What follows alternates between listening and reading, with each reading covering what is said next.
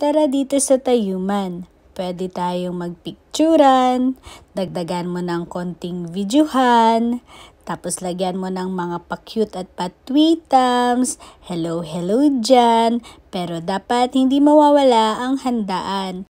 Dito marami kang makikitang kawayan, pero di kasama yan ha.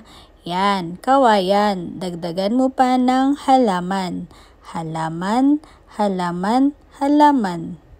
Tapos may katabi siyang trash can, kaya ensure ang kalinisan. Eto na ang food. Wow, ang sarap. Di mo kailangan ng drone, pero meron ka ng drone shot.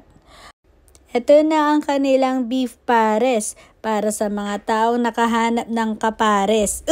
Yun, naiintindihan ko na saan nila kinuha ang kanilang pangalan. Kasi dito, nakaupo ka man o kahit pa nakatayo man, tuloy ang kainan. Hehe, di ko kasi abot yung lamesa.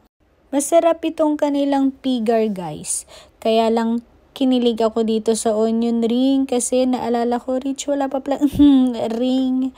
Ay, paubos na pala yung handa. Kaya eto, inuman na.